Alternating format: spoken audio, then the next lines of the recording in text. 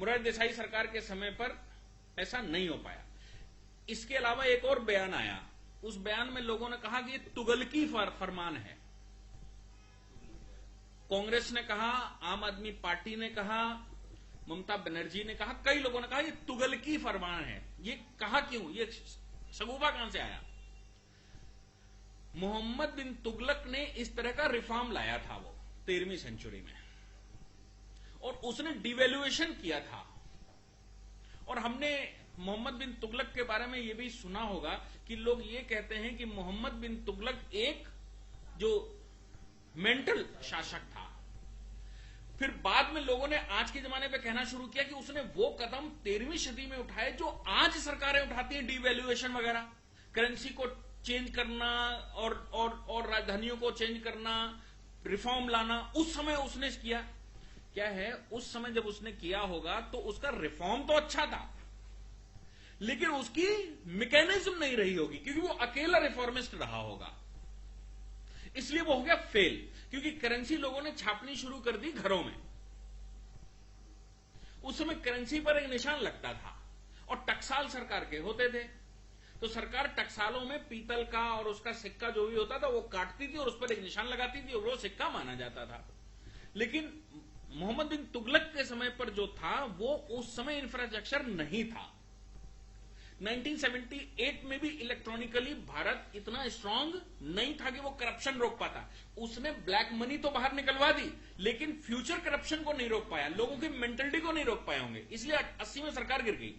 लेकिन आज 2016 में हमको ये सोचना चाहिए कि सरकार के पास सारी विधियां हैं, इलेक्ट्रॉनिकली सरकार बहुत स्ट्रांग है, वर्ल्ड फिजिकली सरकार बहुत स्ट्रांग है, फुल मेजोरिटी की सरकार है। मोरारजी देसाई की सरकार मेजोरिटी की सरकार नहीं थी, आज मेजोरिटी की सरकार है। आज सरकार के डिसीजन पर प्रश्न चिन्ह लगाने वाला व्यक्ति नहीं है, अपोजिशन को छोड़कर। इसलिए इसके सफल होने की 99.99% संभावना है। और आम आदमी जो खाई बहुत बड़ी बन गई, 78 में खाई इतनी बड़ी नहीं थी, 78 में खाई इतनी बड़ी नहीं थी। सबसे बड़ा करप्शन जो हुआ 2004 से 2014 हुआ, जिसमें अरबों करोड़ रुपया बाहर हुआ सरकार का, और सरकार ने छापा, सरकार ने ज्यादा पैसा छापकर लोगों के वेतन आयोग लागू किए, पैसा बाहर निकाला, करप्शन का पैसा बाहर निकाला। उसका नतीजा ये निकला कि डॉलर मजबूत होता चला गया, रुपया गिरता चला गया। मालूम पड़ा कि 40-42 रुपए से 10 वर्ष में वो 65-67 रुपए आ गया। 65-67 रुपए आ गया, मतलब करेंसी सरकार ने ज्यादा निकाली 50%, और 50% करेंसी ज्यादा निकाली तो वो करप्शन में गई कहां? नहीं। इसलिए जो करप्शन का पैसा था वो 2004 से 2014 तक बड़ी तेजी से मार्केट में आया। नतीजा ये निकला कि जो प्रॉपर्टी 1000 रुपए गज हुआ करती थी वो प्रॉपर्टी 70,000 60,000 रुपए गज हो गई। 50 गुना 60 गुना करप्शन का पैसा प्रॉपर्टी में लग गया। आम आदमी को फ्लोर छोड़ो एक कमरा खरीदना मुश्किल हो गया, प्रॉपर्टी का एक टुकड़ा बाथरूम बनाने के लिए खरीदना मुश्किल हो गया। क्योंकि आम आदमी जब पैसा लगाता है तो उसके पास 1000 रुपए का 1100 कर लेगा, लेकिन वो 1000 रुपए की जगह कहीं भी 10,000 नहीं इन्वेस्ट कर सकता। और करप्शन का पैसा क्या करता है, प्रॉपर्टी में जो रेट बढ़ते हैं, कितने की है 10 लाख की, दूसरा आवाज लगाता 15 की, तीसरा आवाज लगाता 20 की, चौथा कहता 25 में ले लेंगे, अच्छी लोकेशन, पांचवा कहता 50 में ले लेंगे। अब देखो, लाख रुपए की प्रॉपर्टी 10 लाख की प्रॉपर्टी 50 लाख में बिक गई। अब आम आदमी जो नॉन करप्शन का पैसा वो 10 लाख के कितने कर लेगा, अपने गहने शहने रिश्तेदार नाते सब मिलाकर 10 के 12 कर लेगा, 15 कर लेगा, वो 10 के 50 नहीं कर सकता। इसलिए करप्शन का पैसा आया, प्रॉपर्टी एकदम हाइप हो गई। अब करप्शन का पैसा सरकार ने एक साथ पूरा डुबो दिया, जितना 10 वर्ष में कमाया था वो एक नाइट ओवरनाइट खत्म हो गया काम। तो जिनको आदत पड़ गई उनको तो बहुत समस्या है, वो तो इनिशिएशन से फिर से शुरू करना पड़ेगा। कहीं भी खरीदने बेचने के लिए पैसा अगर आपके पास चाहिए तो कमाना पड़ेगा, कमाकर पैसा इकट्ठा करो। और ये करप्शन का जो लेवल आया वो लेवल लाने में अब 25 साल लगेंगे। अगर मैं कहूं 2000 का नोट भी करप्शन बढ़ाएगा तो ये 25 साल लगाएगा कम से कम, इधर इससे जल्दी नहीं हो सकता। और सरकार अगर जागरूक रही तो करप्शन का पैसा निकलने नहीं देगी। और करप्शन का पैसा उसने निकलने ना दिया तो करप्शन कैसे? और इंटरनेशनली सरकार के एग्रीमेंट्स वगैरह हो गए हैं बैंकों के साथ कि किसी भी बैंक में पैसा जमा हो वैसे ही सरकार के पास एसएमएस आता है, खबर आती है, इनकम टैक्स डिपार्टमेंट को, ईडी को, भारत को बताएगा कि भाई तुम्हारे नागरिक का पैसा हमारे यहां जमा हो गया। तो अब इतना आसान नहीं रहा। अब जो बड़ा काम हो सकता है वो स्मगलिंग का, सोने की स्मगलिंग हो सकती है।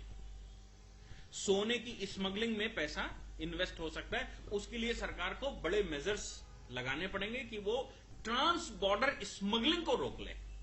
और मुझे लगता है कि सरकार ने पूरे बॉर्डर जिस तरह से सीज कर रखे हैं, अब ट्रांस बॉर्डर स्मगलिंग आसान नहीं है, आसान क्या संभव भी नहीं है। और सरकार का जैसा मुखिया है वो बार बार कहता ना खाऊंगा, ना खाने दूंगा, ना बाल, ना बच्चे, ना आगे ना पीछे, मैंने कुछ करना नहीं है, इसलिए हमने तो करने नहीं देना कुछ। तो आम आदमी जो 70% व्यक्ति बिलो पॉवर्टी लाइन पहुंच चुका है, उसके पास कहां है पैसा 500 का, 1000 का नोट? उसको तो 500, 1000 रुपए, 2000, 5000, 10,000 रुपए उसने जीवन भर की कमाई कहीं बनाकर घड़े में दाब रखी होगी, बस उतना एक्सचेंज हो सकता है। अब दूसरा सवाल आता है एग्रीकल्चरल पैसे का। लोगों का सवाल यह है कि हिंदुस्तान के अंदर एग्रीकल्चर का पैसा लोग अकाउंट नहीं खुलवाते क्योंकि बैंक बहुत दूर है उनके घर से, पैसा लाना ले जाना बहुत मुश्किल बात है, इसलिए 10-10, 20-20 लाख रुपए वो अपनी फसल बेचकर आता है, घर में रखा रहता है और धीरे धीरे बीज खरीदकर काम चलाता रहता है घर से ही, उसको बैंक का ब्याज भी नहीं मिलता। एग्रीकल्चर के पैसे के मामले में सीधा फार्मूला है कि एग्रीकल्चर का पैसा विदाउट टैक्स होता है, 5 मिनट में अकाउंट खोला जा सकता है। आप अपने अकाउंट में डाल लीजिए, एक डिक्लेरेशन करिए मैं अपनी फसल बेचकर आया था, ये मेरी फसल का पैसा है। इसलिए कोई इनकम टैक्स डिपार्टमेंट एग्रीकल्चरल जो पैसा है उसके मामले में कोई सवाल नहीं पूछता और कोई उसको खतरा भी नहीं है। इसलिए ये केवल माहौल है कि उसका क्या होगा। जो खेत में किसान है, किसान अपना अकाउंट खुलवावे बगल के बैंक में और जाकर पैसा जमा कर दे, उसका जमा हो जाएगा। इनकम टैक्स उसके ऊपर है नहीं, इसलिए उससे सवाल पूछने नहीं है और उसको ब्याज मिलेगा उल्टा।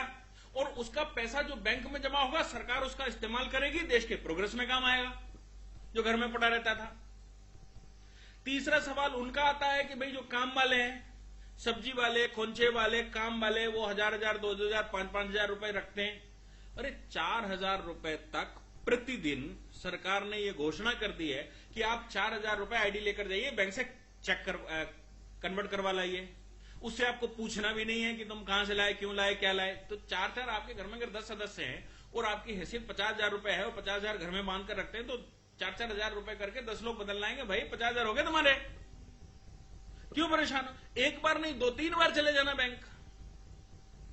अगर 1,00,000-2 लाख के आदमी हो और आपको लगता है कि मेरा अकाउंट नहीं, ये नहीं, 2-3 बार में जाकर बदल लाओगे सारा घर मिलके, कहां समस्या है? और वो पैसा 4,000 रुपए में किसी को पूछना भी नहीं है कि तुम कौन, कहां से लाए, क्या लाए। बात जब आएगी वो आएगी 2-2.5 लाख के ऊपर की।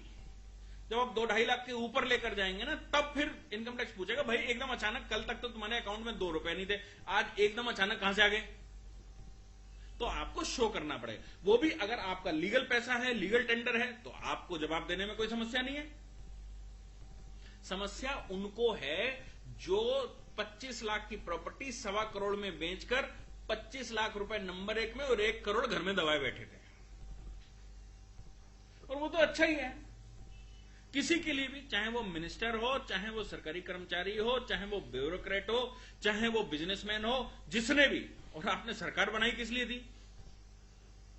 पिछले 2.5 साल से मोहल्ले मोहल्ले में बच्चा बच्चा चिल्ला रहा है काला धन, काला धन, काला धन। सरकार ने एक ओवरनाइट काला धन काम खत्म। तो सरकार का अचीवमेंट जो आप कह रहे थे वो सरकार ने कर दिया, आपकी तो मन की पूरी कर दी।